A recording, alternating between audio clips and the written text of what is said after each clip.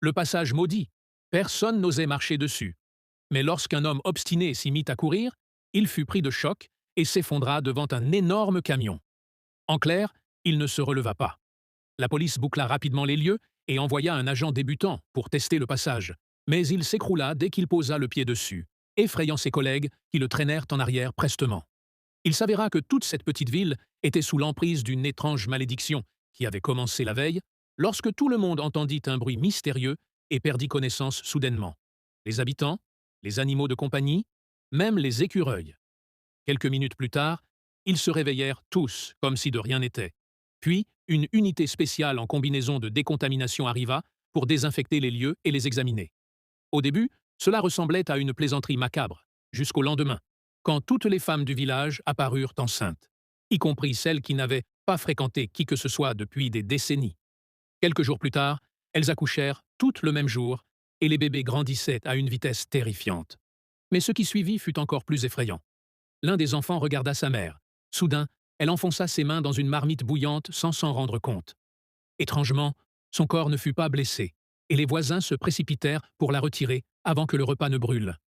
2 ans plus tard, ces enfants avaient grandi et se ressemblaient tous de façon inquiétante, partageant une caractéristique terrifiante. Quiconque les mettait en colère perdait le contrôle de son esprit. Une infirmière administra par erreur des gouttes oculaires incorrectes à l'un des garçons. Un autre enfant la fixa du regard et la força à se verser elle-même de l'huile de menthol dans les yeux.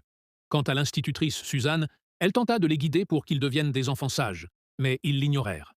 Quand le concierge leur cria dessus, l'un d'eux le regarda et le contraignit à monter au 19e étage et à sauter, ce qui plongea Suzanne dans l'horreur. Le lendemain, un scientifique révéla la vérité. Ces enfants n'étaient pas ordinaires, mais des graines extraterrestres plantées pour prendre le contrôle de la Terre, et chacun possédait le pouvoir de contrôler les esprits. La seule façon de leur résister était de garder son esprit complètement vide, comme penser comme un poisson rouge. Un tireur d'élite tenta de les éliminer, mais avant qu'il n'appuie sur la détente, un enfant prit le contrôle de son esprit et le força à pointer l'arme sur lui-même.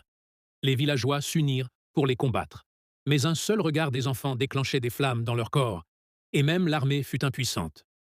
Finalement, Suzanne choisit de se sacrifier.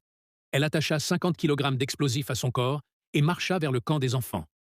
Ils braquèrent leurs yeux luisants sur elle pour tenter de briser sa volonté, mais elle résista jusqu'à ce que le compte à rebours atteigne 0. Dans une explosion monumentale, tout le camp disparut, et Suzanne se sacrifia pour anéantir à jamais les enfants extraterrestres.